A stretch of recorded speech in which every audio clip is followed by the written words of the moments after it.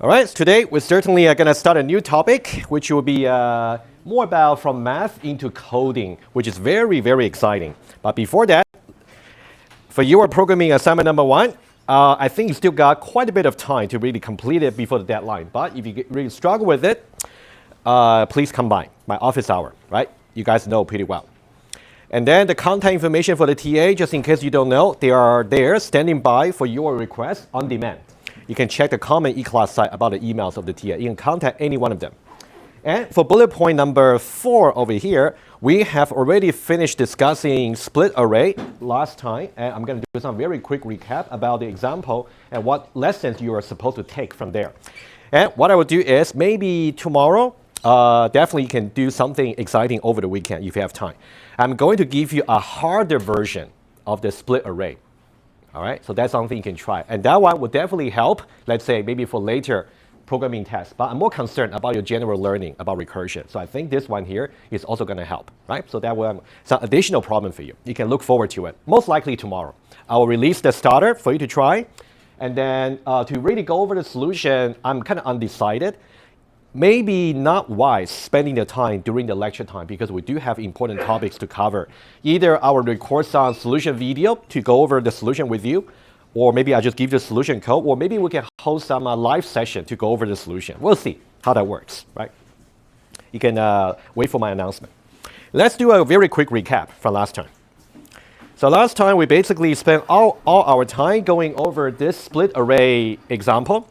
And this will be pretty much the format that you will be receiving for your programming test. You will be given some informal description.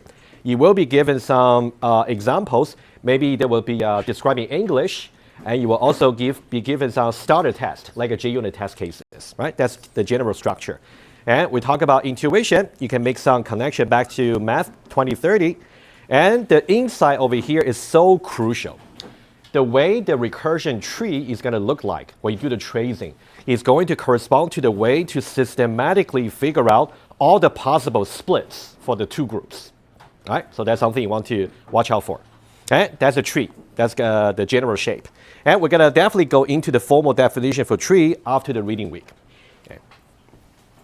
And that's the Java code. You can refer to the recording, and that's just some visualization about the logic of the code. Typically, for this type of recursion, your code shouldn't contain too many lines. The tricky bit is really to get a tracing done properly if you run into issues. That's the tricky bit. So if you want to do tracing, just before that, so we also talk about the short circuit evaluation for the operators, the ampersand, and vertical bar, and or. That's something you also want to make sure you feel comfortable. And the short circuit evaluation can really save some running time in some cases. Not all the cases, but some cases. And that's a complete tracing for this particular test case. I did several from several angles together with you. So you got to know how to really build a tree from scratch. Number 1, I might test your knowledge on that, maybe in the written test. Number 1, or in the exam. So make sure you really feel comfortable about doing it. Number 1, tracing on the paper. Number 2, use the call stack to know what will be the order of the method call. Number 3, you also need to know how to use Eclipse to really trace it, right? We talk about step over, step into in the recording, in the lecture. So you can refer to it. And the exercise I highly recommend you try would be this example here with 522. And this one here, because we got 3 elements, we'll get 2 to the power of 3, 8 different splits at the bottom there, right? So that's something you can verify by using Eclipse as well, right? I'll leave the exercise to you. If you have any doubts about how to complete it or just don't struggle for too long. Just drop by, right? We'll do it together. So one of you guys, either from the morning or the afternoon, I forgot, came to my office hour and we kind of did the Eclipse part together, right? So you should really make use of my office hour. It's really creative for you. All right, so this one here is just about talking about general shape of the tree. I may not repeat the details here, but I talk about at the end something called geometrical sequence that you guys learned from the high school. So what we end up having is we have a tree over here, and we got 1 method call, and we got 2 method call, and also we got, for example, 4 method call, all the way to 128. And later on, you guys will need to know about the formula to really figure out exactly how many method calls in total in this particular tree. Right? For now, you don't need to worry. I will actually talk about it when we get to the tree lecture. All right? But it's more like keeping you motivated for what's going to come. Any question about this example in general? All right, that's good. And what I would like to do today is to start a new lecture, which is a very important one, very fundamental one. We're going to talk about, given some algorithm, which is implemented, for example, in Java in this course, how can you somehow figure out how efficient it is? And we're going to give you more the introductory stuff today, go over some slides, some bullet points, but I will also need to summarize about the various details together with you. And we'll do something called counting primitive operation. That'll be some exercise we can maybe do together. So that's really something you want to get used to. And then I'll also give you guys some more advanced examples, maybe next time or maybe later. All right? And just for, if you already downloaded the slides, because I already made it available from Tuesday, I just did some updates right before the lecture, just in case you already downloaded it, please re-download that. Always watch out for what's the last updates for the slides. I always try to make some changes if I find any mistake or just to make the presentation a little bit better. All right, let's now dive into this new lecture. Asymptotic analysis. First of all, asymptotic over here simply means we are considering something towards the limits, towards infinity, right? So we are not really satisfied with maybe sorting an array of size 10 or 100. We're more interested about what about if array size gets so large towards the limits. That's kind of analysis we want to do. Okay, we're going to guide you through the story. This slide here, just to say, yes, we're going to analyze the running time on Java code mainly. I don't really do pseudocode myself because I think it's too imprecise. If you allow yourself to really write your idea in some imprecise notation like a pseudocode, you might end up having something you even yourself cannot understand. So I think sticking to Java code, but we can have some minor tolerances. For example, if you miss the semicolon, if you misspell some keyword, it's okay. But we want to stick to Java. All right, that's something I will show to you. But so this one here, just to say debugger, right? So you want to make sure you know how to use debugger, right? Just including some reference over here, okay? But this lecture here, we are not going to touch Eclipse anymore, at least for this one. We're going to focus mainly on the paper analysis ideas. Okay, so we're going to go, let's see what the learning outcomes are for this lecture. So again, I want to revisit the notion about algorithm and data structures and maybe kind of summarize about the many terms that we have mentioned so far. And we want to talk about how you can measure how good your algorithm is. All right, there's at least some easy measurement you can do right away, or there might be something that's more rigorous, which we're going to learn in this course. And also how you can measure the efficiency of an algorithm that's a little bit more specific. So efficiency can be about the time or about the space, right? I'll get there. And for measurement, we can be either experimental or theoretical, right? I will definitely show you one example about experimental measurement just to get an idea. It's definitely something you want to consider maybe for your other endeavor beyond this course. But we're going to focus more on the theoretical measurement. And asymptotic analysis, something about the limits, really. And then, okay, so by the end of, hopefully today, Thursday, maybe by the end of next Tuesday. So whenever we say two algorithms, like two pieces of Java code, if we say they are equally efficient asymptotically, what do we really mean?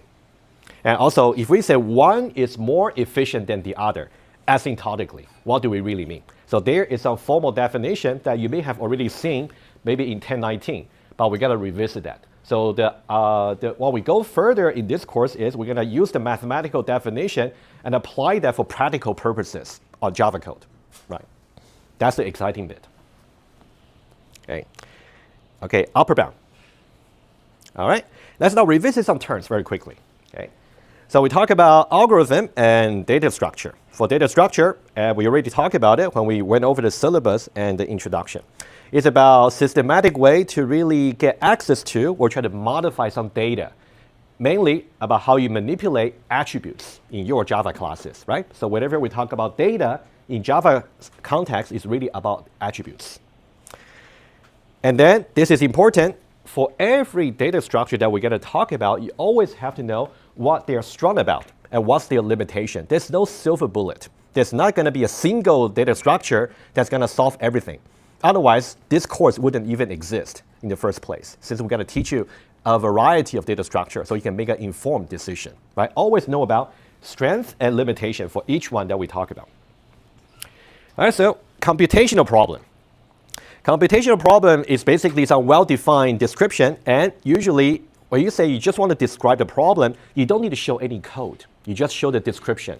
And normally you have to describe what the input is like, and also what the output is like, just input and output. Your algorithm will just be in the middle like a black box. Okay? That's something I will visualize in just a moment. Just an example here, let's say the input for your computational problem could be a sequence or an array of elements. So let's say we just put some index over here, A1, A2, all the way to AN. So the input size over here is N. Right? N can be 0, in which case we got empty sequence. Or it can be 100, in which case we got 100 elements, right? Input. Let's say the output here is, we say it is a permutation or reordering of all the elements in the input in such a way that they're going to be somehow satisfying this relation over here. To say each first element in the new sequence as the output should be less than or equal to the second element, and etc. What kind of problem is this? Just based on the description. Sorting, that's exactly right, right? So you can see, in order to describe the computational problem, all you got to make sure is the input and output should be described very clearly. Of course, if you want to give a little bit more ideas to the developer, you may supply some JUnit test cases to show exactly what you really mean by input and output. And we say that a particular test case, we say is an instance of the problem. For example, if you're given this particular input, the output should be 1, 2, 3, 4, 5, right? Straightforward. And finally, the algorithm is basically going to be somehow implemented. Eventually, it will be a solution to some well-specified computational problem. Again, well-specified means you got input and output well-defined. And the algorithm, we don't talk about any concurrency over here. So nothing is going to be executed in parallel. So we always talk about a sequence of computational steps. You go one step at a time from top to bottom, from line number 1 all the way to last line, right? Like a step over, right, in the Eclipse debugger sense. Right? It's going to be a sequence of computational steps that's going to produce the output at the end. All right? And the final point here is a little bit at the bottom of the slides. An algorithm usually should really manipulate some chosen data structure. So here I say chosen. Who should be choosing it? You as a programmer. For example, you might decide to use a linked list to implement your algorithm as opposed to an array, or vice versa. Right? You got to make that choice. Okay, hopefully so far so good, just some definition. Okay, let me say a little bit more, and then I will maybe summarize about these kind of stuff in a little bit more visually, okay? So how do we measure the goodness, like how good the algorithm is? Correctness is the #1 priority. There's no compromise to that. As I said earlier, doesn't really matter how fast your algorithm might be, doesn't really matter. If it doesn't work as expected to produce the output, useless. Correctness, always. As long as your algorithm terminates and is correct, at least you got something, all right? So expected output. It should be should be consistent with the well-defined computational problem you're solving. And in practice, you guys should really know how to use unit testing and regression testing, right? Like a JUnit. That's exactly what you're practicing in the programming assignment. And also, we'll test you on that in the programming test, okay? And efficiency. Assuming that your algorithm is correct, and we can talk about efficiency, okay? For efficiency, 2 aspects here. It could be about the time. So here, let's be a little bit more intuitive. Let's not even talk about math. Time simply means, does it take maybe 10 seconds for my algorithm to run? Or does it take 20 seconds for my algorithm to run? You would think maybe the one taking 10 seconds should be more efficient, intuitively. No problem. But we're going to think about a little bit more accurately later towards the end of today's lecture. But for now, time complexity just about how long it's going to take your processor. Could be on your Mac, could be on the remote lab, the Linux server, or could be on your Windows machine, or even your tablet, right? So processor here. It can be platform dependence. And space complexity, how much memory is it going to use? Okay. And correctness is always a priority, no compromise. How about efficiency, right? So here, in 3101, you guys may actually learn more about the space efficiency, about how to make your algorithm as efficient as possible, because in general, space should not be a concern for your algorithm, because today, the memory size, you can easily get cheap memory for terabytes or even larger space without any extra cost. But for time, this is really something we are focusing on for this course, okay? However, the experiment I'm going to show to you today, somehow space may impact the time efficiency. So don't think space is not important, but just that for this course, we don't talk too much about space efficiency, but it's an important issue. More to be talked about in 3101, maybe. All right, let me say one more slide, and then I'll do some summary. All right, so time is more of a concern than storage for this course. And intuitively, we want your solution or algorithm to run as fast as possible. 10 seconds is much better than even 11 seconds, let's say. So the absolute value for the time. All right, and then for whenever you want to measure running time, you have to be careful about how exactly you measure your running time. The input you actually put into your algorithm for the measurement should be somehow representative enough for the problem itself. So we'll see more example, but there are two factors over here. So one is about the size of the input. For example, if you want to measure the running time for your algorithm for sorting, you should not be just so confident to make any claim. If the size, you only test maybe for size 0, size 10, and size 100, may not be enough for efficiency. For correctness, it might be okay. But for efficiency, you have to really stress test your algorithm. Okay? So size is important. Also, the structure. So structure here, it really varies case by case. It's just about how complicated is your input. For example, if you give your algorithm an array that's basically already sorted, it wouldn't take much time for the algorithm to really complete the job. On the other hand, if you give your algorithm some very large array that's hardly sorted, in that case, it might take a little bit more time, right? So that's really what I meant by structure. Right? So for your JUnit testing strategy, you really want to make sure you supply as many test cases as possible that will actually account for different scenario for the input. All right. So how do we determine the running time? Okay, that'll be the last point I want to mention, and then I'll do a quick summary, just summarizing all the terms. We talk about so many terms so far. So there are two ways to really measure the running time. Okay, one would be maybe what you guys did back in high school. You can just do some experiments. I can use my computer, my Mac, or your Windows, and just measure how many seconds exactly it will take for the sorting to be done, right? So measurement, some experiment. But number two is something we gotta focus on for the rest of the course, okay? Number two will be you somehow have to formulate or characterize the running time of the Java code you're given as a mathematical function, okay? So number two is something we gotta focus on, but we'll get there. Just understand that there are two possible ways. And we shall start with approach number one, just to get some intuition. And then we'll get to approach number two, all right? All right, so let's now do a very quick summary about what we said about all the terms, right? So number one, you can think about we got some black box for your algorithm. This will be the algorithm. And the algorithm itself should be meant to solve some computational problem. It is meant to solve some computational problem.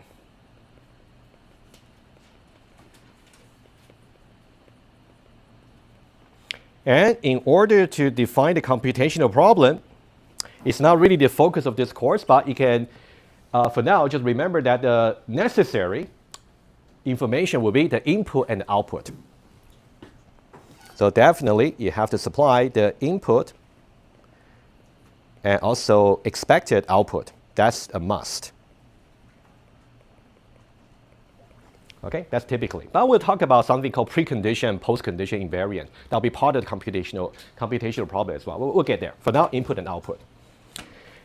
And the algorithm, like a black box, from the user's point of view, is going to take some input and it's going to return some output. It's going to take some input and it's going to return some output. And of course, the input and output over here, they should be conforming to the description in the computational problem. I'll give you one example in just a moment. For example, I can think about these two should be consistent with the problem that the algorithm is really meant to solve. Okay, this one should be conforms to, and this one should also conforms to. Let's say the computational problem is a sorting problem. The input must be an array, cannot be an integer. And the output here also should be an array. Or maybe simply void, if I simply change the input, right? So it depends on what the problem is.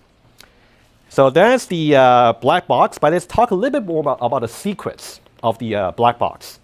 And there are two things here. And the algorithm, of course, should be really more like a sequential composition of different steps that's going to be executed one by one. So there will be some steps internally.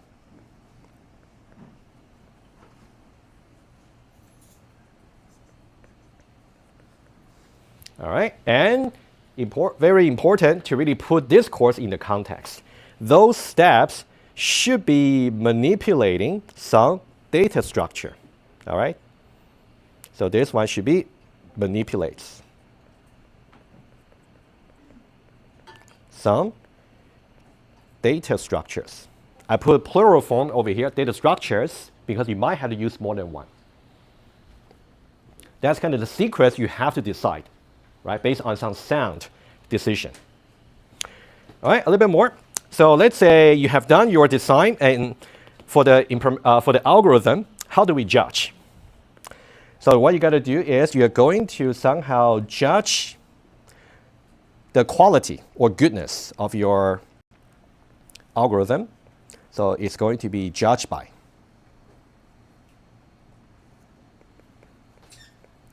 Judged by. All right, let's now talk about a little bit more. So we talk about basically correctness and also efficiency. Correctness, and number two would be efficiency. And for correctness, over here, for your information, I want to mention a little bit more, which was not on the slides. What the slide said is you can simply try to do some testing, which is good. It's normally good enough for for like a small application. And we call this the dynamic approach. Dynamic in the sense that in order to really do testing on your algorithm, you have to make sure you implement the algorithm in some programming language. And there will be some runtime you have to debug and also observe the output. So that's what I meant by dynamic. You have to run the program on a computer. There is another approach, just for you guys' information, beyond the scope of this course, but that's what people in the more serious business, for example, mission critical system, right? We kind of talk about it, right? Like a safety critical system for professional engineers. There will be certain formal approach using mathematics, specifically discrete mathematics you learn in 1090. It can be applied to formally justify the correctness of your algorithm, okay? So it is more called a static approach. And for those of you who are in software engineering, okay, you guys are going to learn about a course 3342 and 4315. These are the two courses that are going to show you how to do this part formally, okay? Just for your perspective. All right, but for this course, you don't need to worry about this. Only worry more about testing, okay? And about efficiency, we talk about time and space. So time efficiency and also space efficiency. And for space efficiency, it's just not the focus for this course, but they may impact the running time. Just remember, they may impact the running time. Okay, you will see RT quite often, just running time. Okay. And also for the time efficiency, we're going to see, first of all, you can do that by using experiments. Okay, and also we're going to see how you can do using mathematical function, specifically something called big O. That's something we'll get into, don't worry. All right, so for experiments, I will speak more about it once we see the example. We're going to talk about its limitation very soon. Once we see the example for the experiment, we're going to summarize its limitation, and then we'll come back here to add the notes. But just remember, we don't really do experiment in this course because of the limitation. We're going to do more about math function, big O. All right, that's a quick summary about what we said so far from the slides. All right, any question so far? Alrighty. Let's now move on. So let's now talk about the approach number 1 for time efficiency. So we want to measure using experiments, and it's a very straightforward idea, but it's good to present to you some almost complete story. So we're assuming that the algorithm has been implemented, let's say Java. I'm going to show you some Java code to compare solving the same computational problem using algorithm number 1 and algorithm number 2. Both of them are implemented in Java, so we can compare them. So the idea will be you want to execute a program on certain test input. And then we're going to concern about different sizes and also different structures. But as you will see, for this particular simple problem, structure doesn't really matter too much. But let's focus more on the sizes. And then for each experiment test, we're going to measure the elapsed time, absolute time, to see how long it will take for the algorithm to really, from the start until termination. All right, so here, I don't think I have this in iPad, but let me go very easy. So in Java, you can play with it. The system class has a static method called current time in milliseconds. You're basically going to, before you run the algorithm, which will be some, you can think about what I'm highlighting here is a method call for your algorithm, for some input. Before and after the method call, we want to see what's the start time and what's the end time. And then just measure the gap in between, right? Straightforward, okay? That's what we're going to do. And after we have seen, I'll present you the algorithm in the next slide. And once we have seen some numbers, we can try to plot the running time to see, is there a general trend about how the running time is going to increase as we increase the input size? All right, that's something we'll see. So visualization is a very, very important step to do experiments. Of course, you know, if you ever do machine learning research or projects, visualization is a big part, right? About plotting maybe the effects of your training, something like that.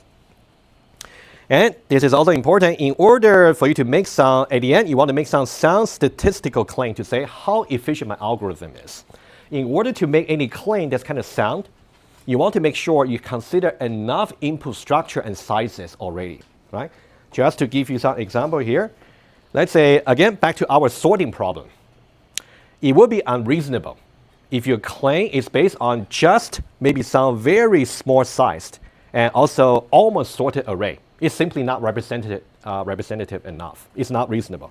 It would be more reasonable if what you have already tried is the more large size and randomly organized. So you really kind of stress test your algorithm for different scenarios. All right, pretty straightforward. All right. All right, let's now talk about the example experiment. Very easy one, okay? Let's look at a problem here. Okay, again, I'm trying to define this computational problem using input and output.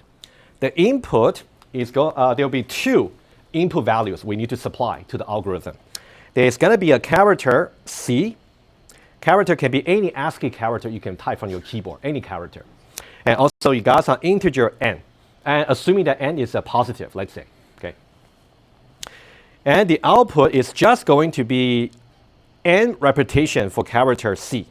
For example, if you actually call your algorithm with the star and also 15, that means output star 15 times.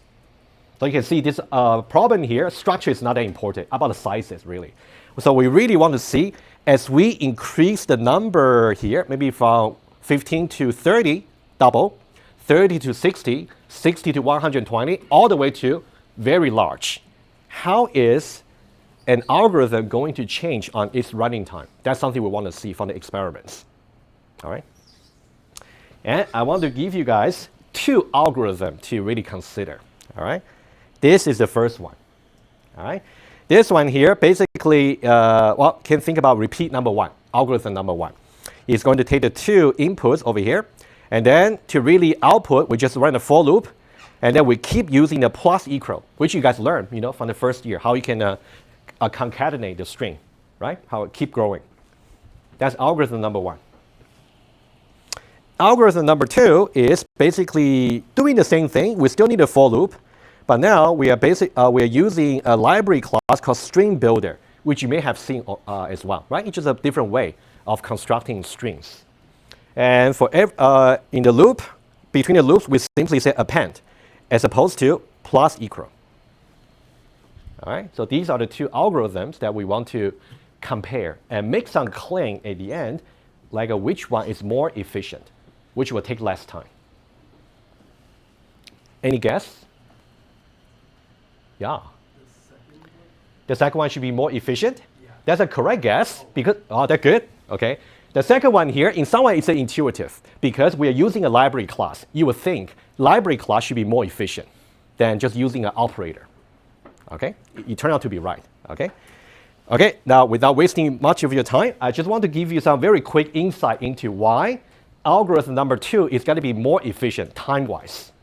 And the reason that it's actually more efficient time-wise is because it's more efficient space-wise as well. Okay. So I want you guys to really look at this part here, which I already highlighted. You guys know what this really means. This is equivalent to when we say answer equals answer plus C. Agree? That's what plus equal really means. So what this really means is, if in the current iteration I already got answer, which is a string, it's already pointing to a string. And you can think about a string is just an array of character, right? Let's say this is the answer I have accumulated so far. In order to change the value for the new answer by appending C to the end, what I gotta do is I gotta create an intermediate extended array of characters. What I need to do is I need to create another array over here that is just one character longer. So this will be the new character C. Whereas I need to somehow copy over the old array into here. So that copy over thing is really taking another loop to really execute, right? And I'm kind of doing this copying between each iteration.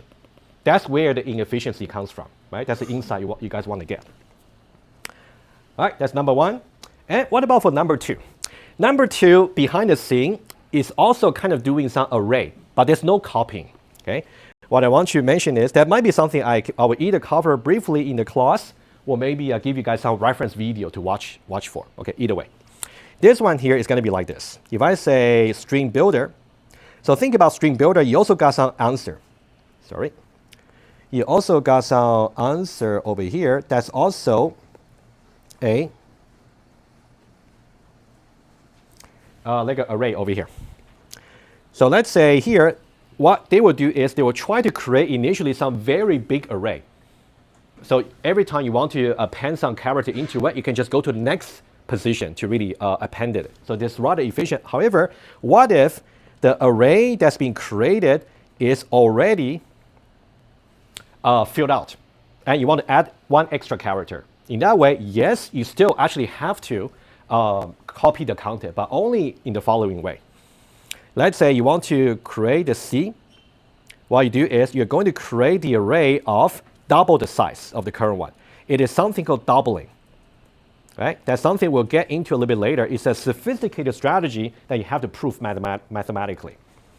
But this one here, you're just going to create double. So this one here must be copied over, but only for that time. And you can see that all the space, free space we have created here can be sustained for a long time. That we don't need to do this between the iteration. All right, that's just quick intuition. All right, so this one here is going to be much more efficient. This one here, even though we have to do copy at some point, but not all the time. Very rarely we have to do copying. Yeah, question. If we're just appending to the end of the array, right? Uh-huh. When do we know to copy it? Yeah, good question. So for example, there should be some private counter in your algorithm. Let's say, for example, if initially I create 100, as soon as I reach, let's say 100 characters, in that way I will grow the size of the array into 200, and then change the counter. As soon as I grow, as soon as I fill out all the 200, I'll grow that to 400, doubling. Yeah. Java just does it in the background? Yeah, Java does that in the background. It's a very standard way of growing the array size rather than growing just one by one. Yeah. Yeah.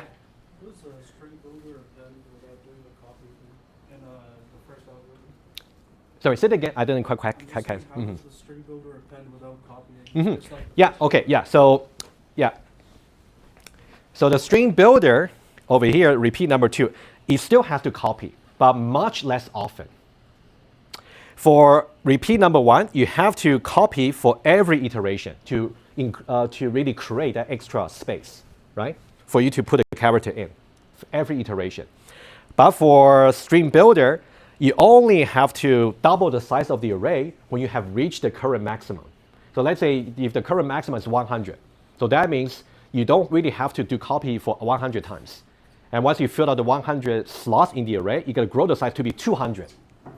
In that case, you can really sustain for another 100 times, and etc. Yeah. But don't worry too much about the details. Doubling is something we may have to go into a little bit later too. All right, so knowing the inside here, let's now, I'm not going to show you anything on my computer, but I'll give you some table, okay, to really illustrate. Okay, algorithm number 2 is going to be way more efficient somehow. All right, it's a table here. And I'm going to show you step by step. So this n here is the input size, about how many times we want to repeat the characters. Okay. Let's say we want to repeat the character for 50,000 times. The elapsed time for repeat number 2 using string builder takes 1 millisecond. Pretty good. And the repeat number 2 takes 1 millisecond using string builder. Repeat number 1 using a concatenation operator, it takes about 3,000 milliseconds, which is not too bad, right? Not bad. So for small input size, you cannot really see the difference. Let's now try the second row, in which case I'm going to double the size of the input. If I double the size into 100,000 times, now you can see repeat number 2 is roughly the same, basically the same. But for repeat number 1, maybe it's about 3 times, roughly, about 3 times of the original input size. Okay, let's try a little bit further. What if I double the input size further? 200,000. That way, you can see from here to here is about 5 times more. And from here to here is about 2 times more. All right, let's now go further. Let me say I double the input size once more, 400,000.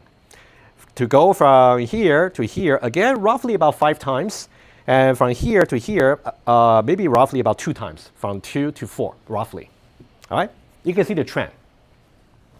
What's really important later on for your visualization is you want to see how the input size growth, double each time, is going to impact the growth on the running time.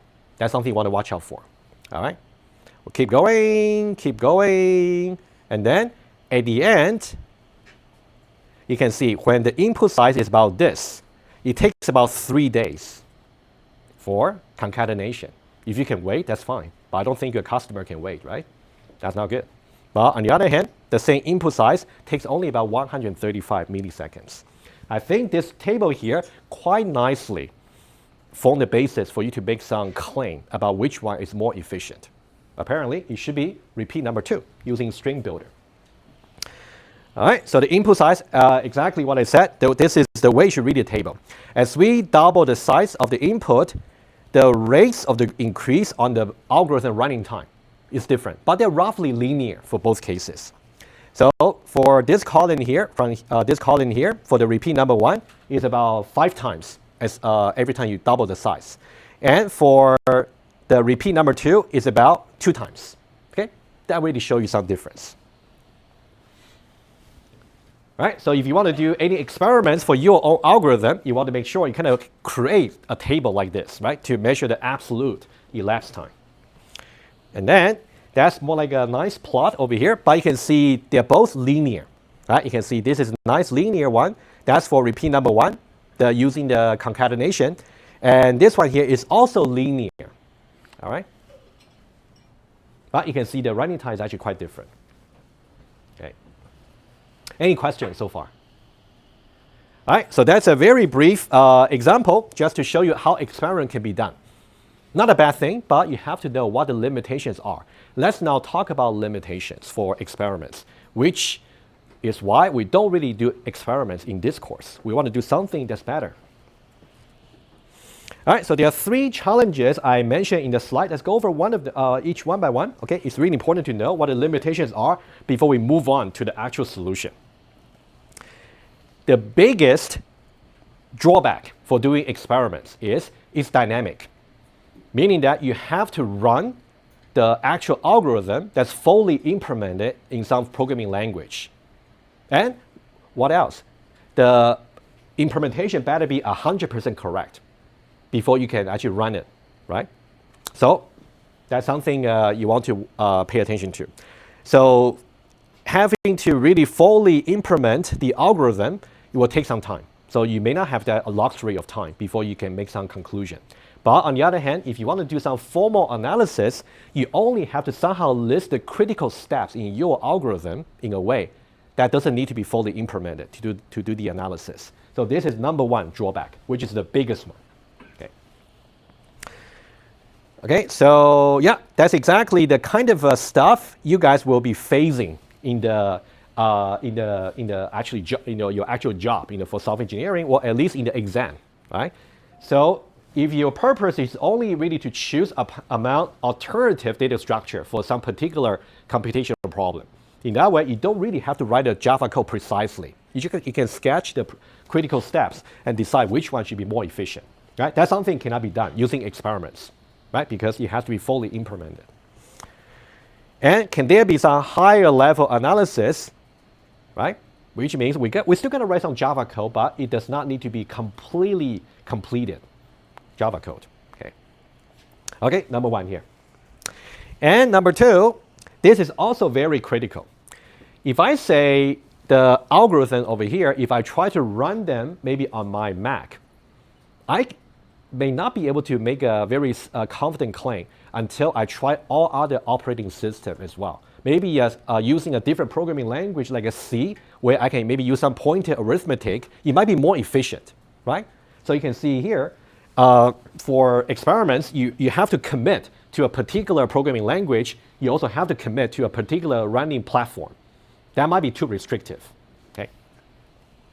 All right, so here, that's something exactly what I said. The hardware and software, you got to make sure when you compare the 2 algorithms, you really want to compare them with exactly the same conditions.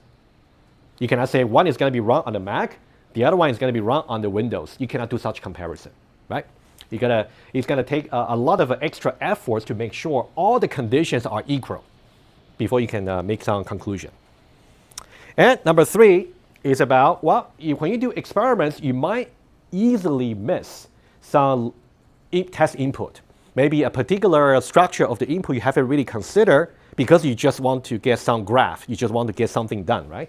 But when you do formal analysis on the paper, your focus is actually going to be on the worst case, which is less likely for you to make such mistake. You can still make such mistake, but it's less likely.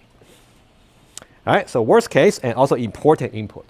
So later on, when we talk about time efficiency, when we do that on the paper, that's something we're going to focus on. But for experiment, just more like easier for you to miss that point. All right, so now let me just go back to that summary page over there. Let me add up these important points over here when we talk about experiments. And the reason that we are not going to do it in this course is because, number one, the algorithm has to be fully implemented.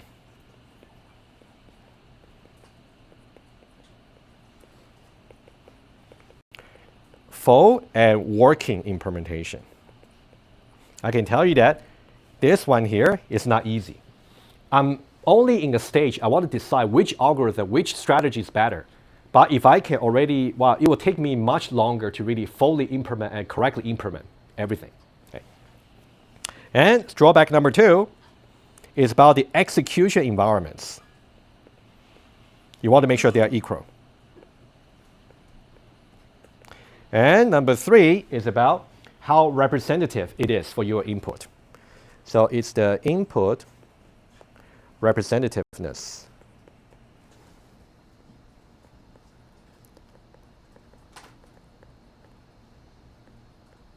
So these are all the drawbacks for experiments. And if we do mathematical analysis, we don't really have such drawbacks, especially for number 1 and 2. Number 3, you got to make sure when you do the analysis on the paper, you also consider enough inputs. But we'll see. All right, that's good. Let's now move on. Okay, let's now move beyond experimental analysis. I'll go for a few more slides, and then we can take a short break, and then we can start about counting. All right. So the ultimate solution, which would be mathematical, we want to use a high-level description, but as I said, we are not trying to go for fully pseudocode. Not really. That will just make the definition of your algorithm too informal. We still want to write as precise Java code as possible. That's the goal. Okay. So in the exam, for example, a written test, you will be asked to write some Java code, not really just pseudocode. We don't do pseudocode. Okay, number 2, we want to, relative efficiency. What we just talked about, measuring the elapsed time in that experiment example there is called absolute efficiency. But we want to talk about something that's relative, which means once we calculate the relative efficiency, the conclusion is going to be applicable across execution platform. That's something we'll see. Okay.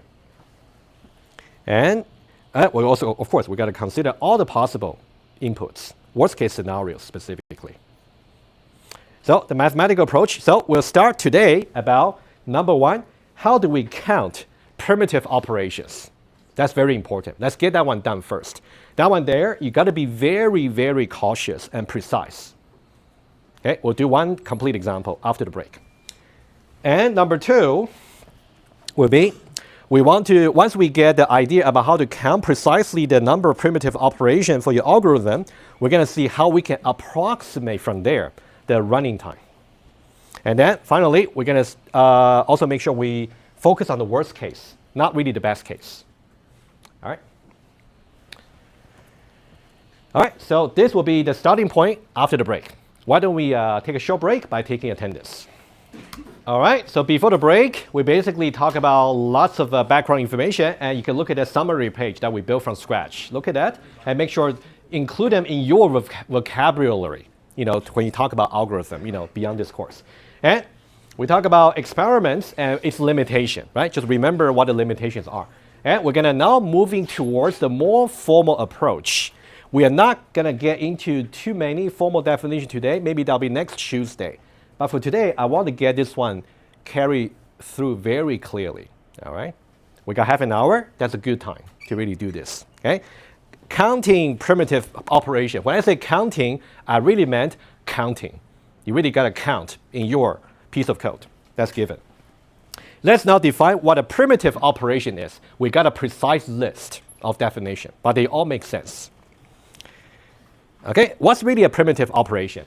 Sometimes I might just say PO for primitive operation. It simply means it's a low-level, very basic operation that's going to take a constant amount of execution time.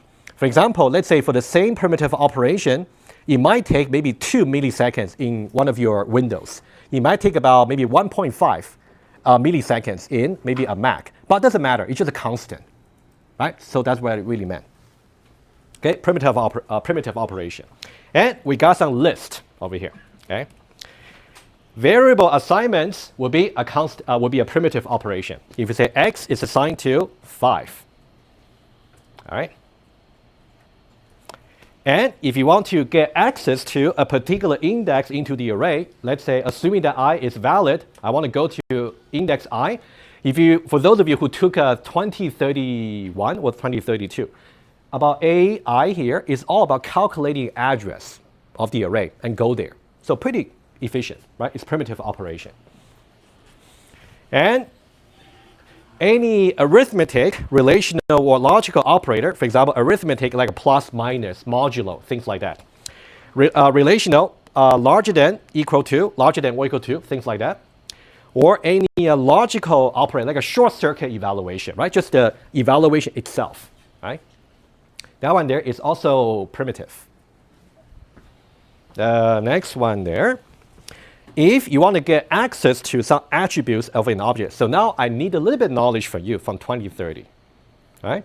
Remember the way you can get access to an attribute, you might say obj, let's say. I might say obj.a.b.c.d. The dot notation can be arbitrarily long. So you might be wondering about, in that way, if that's arbitrarily long, why would that be considered as a primitive operation, right? You might be wondering, okay? That's something you want to clarify, okay? So when we want to talk about, let's say, accessing and objects attributes.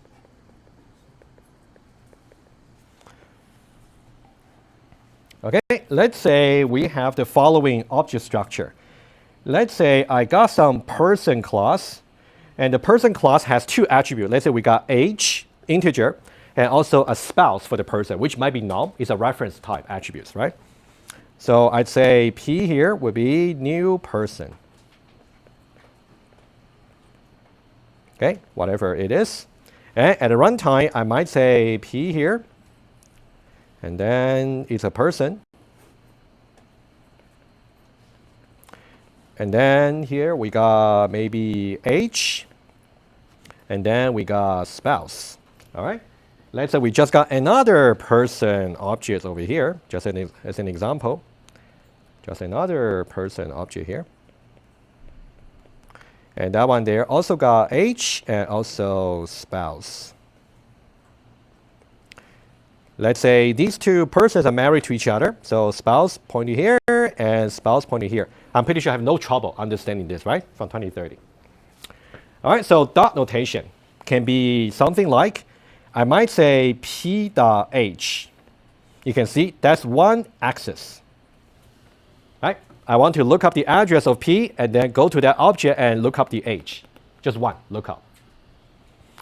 I might say P dot spouse. This is also one single lookup. I can look up the P and go to this object, look up the spouse, and go to this object. Two lookup, two, in some way, right? You can look up the P and look up the spouse, okay?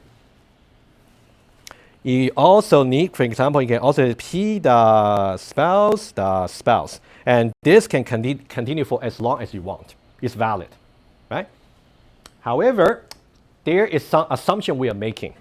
The dot notation, how long it is, does not in general depend on the input size. For example, let's say you want to sort an array of persons based on their age, for example.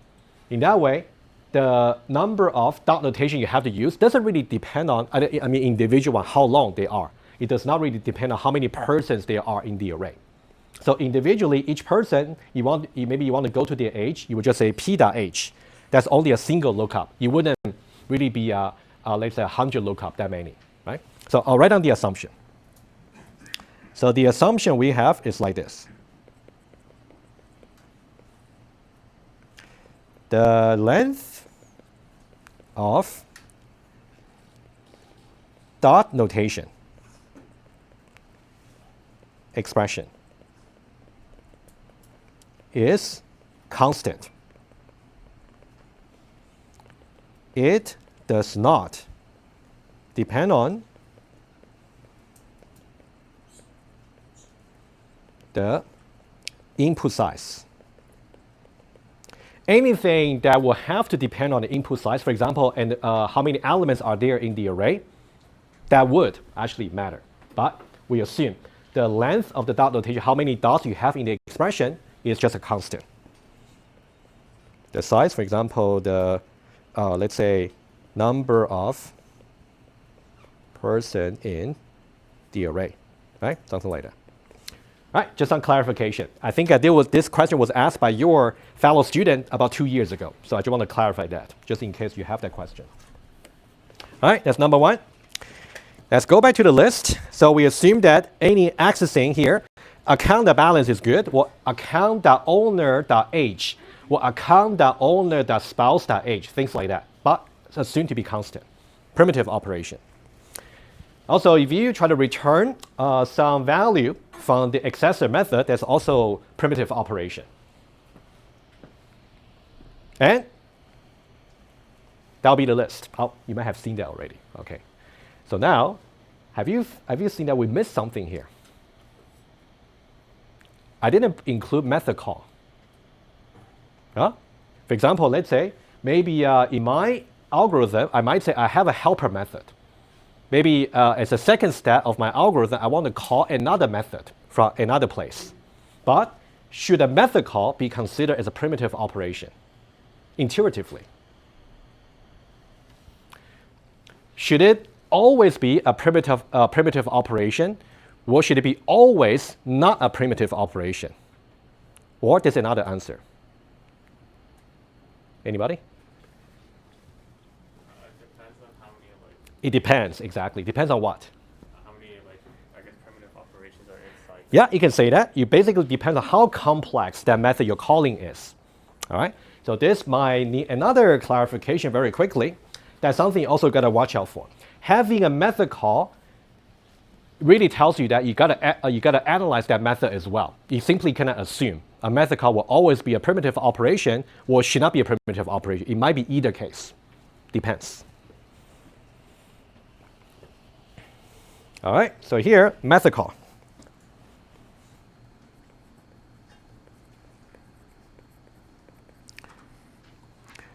May or may not.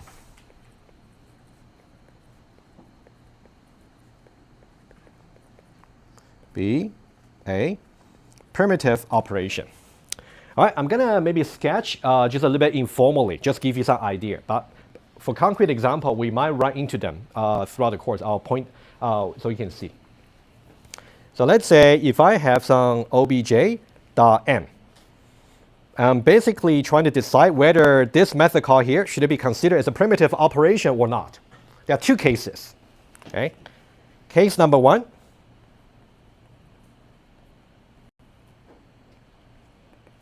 If the method you're calling here itself contains primitive operations only, that's good.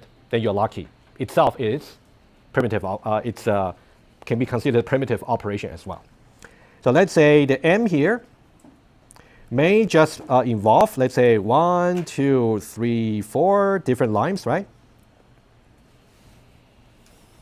For example, this one here can be itself a primitive operation.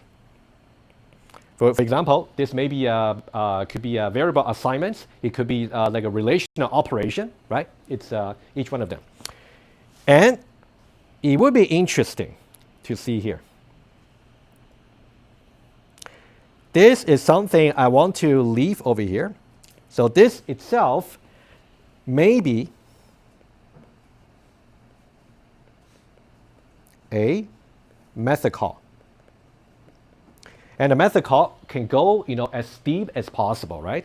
And here itself is also considered as a primitive operation, it turns out, okay?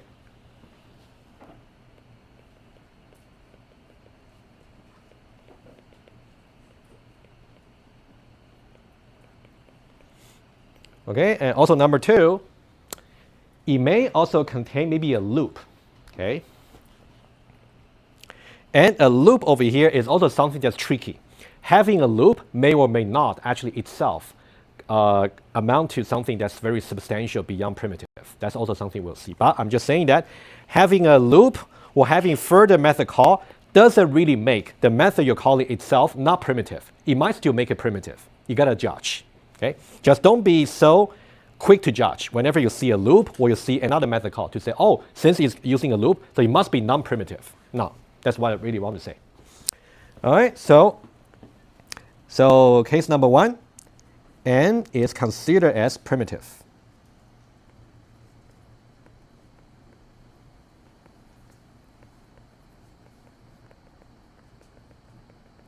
All right, case number 2.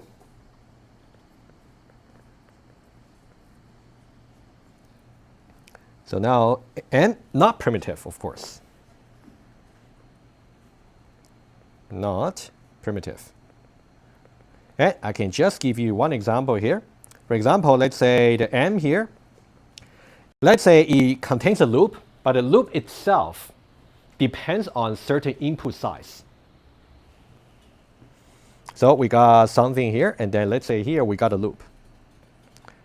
So this loop over here, we might say integer I equals 0 and I less than n, I plus plus. So the n over here is really the size of input array, for example. In that way, the number of primitive operations that will end up being executed will be somehow proportionate to the size of the array. So that's why this method itself will not be considered as primitive. Right? We'll see example also later. Okay? Okay, quick recap. Whenever you got a method called n, you got to judge. It could be that they're all primitive operations, in which case n will just be primitive as well. But whenever you see there's any further method call or there's a loop, you got to judge the nature of them. So one example about the method you're calling is not primitive. For example, if some loop over here, the number of iteration depends on the input size of the algorithm. In that way, it's not primitive. Okay? Primitive simply means it got to be constant. It cannot depend on the input size. Because if your input size becomes 100,000 or 1 million or 1 trillion, then this iteration here will also be 1 trillion, right? So it's not primitive anymore. Yeah, question? For case 1, right, so it calls another method. If that method that's calling is not primitive, does it make the original method also not primitive? Yeah, exactly. Sorry, say it again. You mean all the things a calling is primitive? So like that, it calls another method, right? Say that method is not primitive. Yeah, that one. Good. Yeah, I see what you mean. Okay.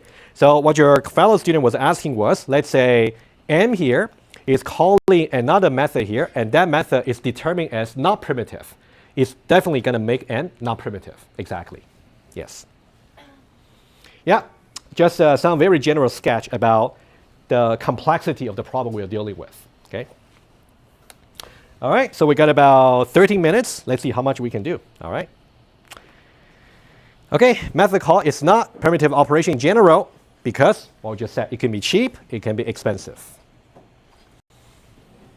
And the running time of an algorithm, which we're going to do, will be somehow approximated as the number of primitive operations despite the execution environment. So we don't want to do any experiments. That's something we want to avoid. Let's now start with this example here. All right? Let's start with that. I want you guys, I'll switch. I'm going to prepare you for that. I want you to look at this particular method here, not pseudocode, Java code. And that one there is simply to find the maximum of an array. Here, this could be arguably redundant because I can easily say a.length, but I just want to make it a little bit more explicit for you. So for example, I can say find max, and then I have some input a, array a, and then I'll simply pass a.length. You can think about this as how the find max method is going to be called. Okay, so this is redundant, I agree, but it's better for our analysis. It's easier to understand. I want you to go over this code here, which you really should have no trouble understanding. And I want you to answer these two questions for me. I'm going to ask you. All right, question number 1. This line here, this expression over here, I want you to tell me exactly how many times this expression will be evaluated. Don't tell me just yet. I want you to think. And also, the body of the for loop, is basically from line number 4 to line number 6, this part here. I want you to tell me exactly how many times the body of the loop is going to be executed. So these two questions are almost required whenever you want to do counting, whenever you got a loop, right? It's important for you to see. All right? I'll give you guys maybe a minute or two. Okay, think about the answer, and then we'll go over that.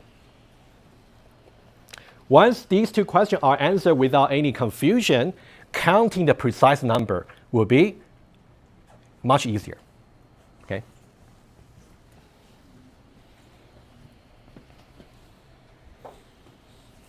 Okay, I'm going to write this part here, maybe a little bit outside. Okay, I'm going to need the space later. So the way you use this array would be, for example, find max a dot length. All right.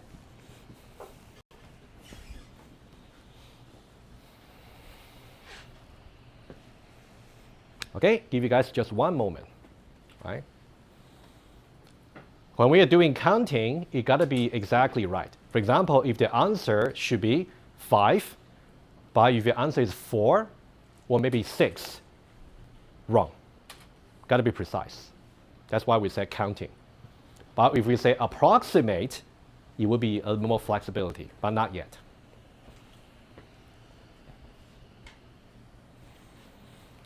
All right, so let's now start with question 1. How many times precisely will this be evaluated? How many times? Please. N minus 1? I like it. Wrong. Sorry, because if you just get it right so easily that I wouldn't prove my point. Okay? Yeah. N plus 1 also wrong. Okay, n minus 1 is wrong, n plus 1 is wrong. We're missing somewhere in the middle, right? N times, yes, you're smart. N is right. All right, so n times. This here will be evaluated exactly n times. But why? If you can somehow break it down, somehow break the n down to 2 categories, somehow that will actually help.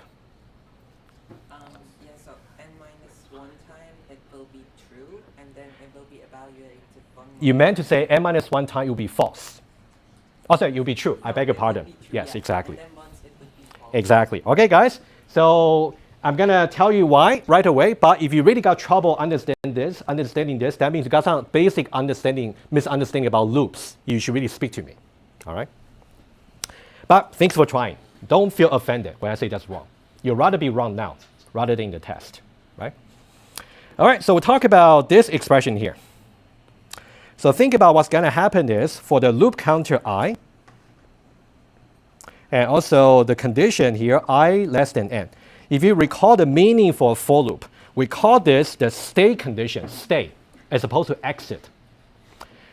As long as this condition evaluates to true, we're going to stay in the loop. As soon as it becomes false, exit from the loop. So you're going to think about when evaluate to true for so many times until plus the final time. That's actually evaluated to false. So the starting value for I will be 1. In which case, it will be false. Oh, I beg your pardon, true. Oh, what about n, right? So let's say n here. For example, it could be, let's make it very general. N could be something, right? Could be 10, can be 20, etc. Okay? When it's 2, it can also be true. All the way to when it's actually n minus 1, it will still be true because n minus 1 is still strictly less than n. However, as soon as after the final iteration, it will be incremented to n. In which case, we're going to evaluate n strictly less than n, which will be false, right? And now we got to count. How many numbers are there from 1 to n? N numbers. And evaluation. So think about all these. N minus 1 evaluation will be when the expression, the state condition will be simply true. And the final one is going to make it false, right? So n times.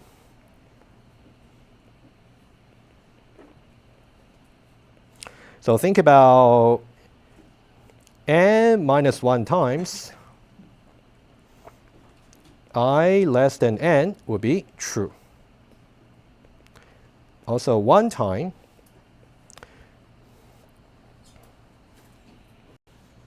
I less than n would be false.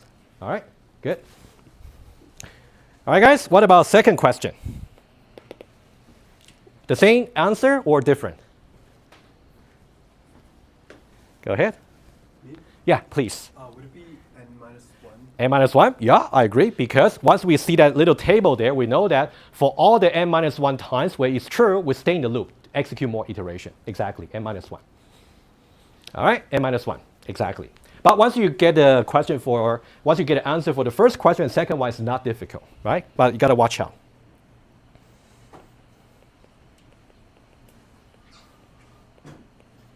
When I less than n evaluates to true. All right, we're now ready to do the precise counting. All right. And of course, we don't really count for the header of the method. We don't. All right. We don't do that. So we start from line number 2 all the way to line number 7. Once we get to the loop, we'll talk a little bit more. But how about this one here? How many permutations, how many primitive operations are there? How many? 2. 2? Okay. Which 2? Assignment and indexing. Yeah, indexing here and assignment here. All right, good, very good, thank you. So we got this one here, and also we got this one here, exactly 2. Okay, for line number 3, all right, I'll give you some hints, okay? Think about exactly how line number 3 is going to be executed, right? So here, you don't really have the I++. I kind of move that to, I'm being a little bit nicer to you. I kind of move the I++ as part of the loop body. It's kind of very explicit for you, right? But I could have put it here, in which case you got to know how to count. It will be the same, all right? But let's now focus on these 2. Okay? Now we want to think about at a runtime, in general, we have some n over here. And then after running for as many iterations as necessary, depending on how large n is, how many primitive operations will there be executed after the end of the loop? All right? Since you guys just starting, I'll help you.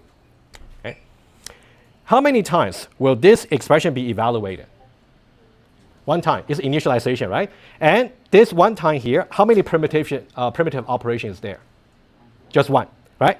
It's only a single primitive operation executed only 1 time for initialization, right? So this will be considered as 1.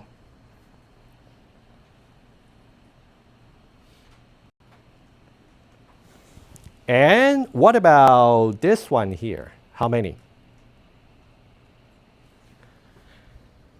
We already understand that based on question 1, this expression here will be evaluated n times. Each time is going to involve a single relational operation. So one is basically like an n times 1. All right? So this one here is going to be calculated as n times 1. Okay, so think about the 1 over here is about the relational operation, like a less than here. And the n over here is about the number of times it's evaluated. Right? So the n here really corresponds to the n we talk about here. And the 1 here is about each time we're going to evaluate just a relational operation. Right? And now you can think about, right? I'll give you some aside. Let's contrast this with something over here. For example, if I say I less than n and maybe I larger than 2, for example, that's going to change the answer. Agree? We're still going to evaluate this expression here n times. But each time, how many primitive operation is there? 1, 2, and 3. So it's going to be 3n instead. Okay, just for your information. And this one here will be 3 times n instead. All right. What about line number 4?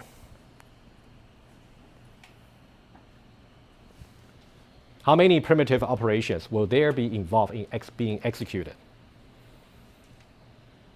Give it a try. Yeah. 2 times n minus 1. I agree. Okay, so this one here is going to be 2 times n minus 1. Okay, so now how do we understand that? N minus 1 is about the answer to question 2. How many times are we going to execute the body of the loop? Each time we're going to do a single primitive operation, right? So that's why, single for number primitive operation is going to be the relational and also array indexing. All right, so think about 2 over here is the 2 primitive operations. And the n minus 1 here is the number of iterations. And what I'm annotating here is also set in the slides. All right, what about here? Oh, by the way, so that's something very important for you to remember. Okay, let me just take 1 more minute and then we can finish that next time.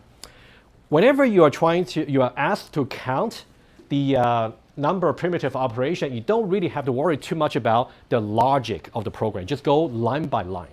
Okay? So now when you consider this one here, right, you don't really need to think about maybe in some cases this might be true, in which case I will execute this. In some cases this will be false and I don't execute it. No, we don't consider that. Let's assume that every iteration you're going to execute this line. All right, how many? This one here. N minus 1 iterations, right? How many primitive operations each time? 2, thank you. 1 here and 1 here. Array indexing and that. 2 times n minus 1. All right, let me finish that very quickly. Just bear with me, please. How about this one here? I++ is going to be executed for each iteration. That one there, I'll help you, is going to be I equals I plus 1, which itself will, how many primitive operation? 2, plus and equal. So that one will be 2 times n minus 1. And what about number 7, finally? 1. 1 or n minus 1? 1, outside the loop, right? Thank you, guys. Okay, and add up all the numbers, you will see on the slide the answer. We'll continue from here on Tuesday. Thank you.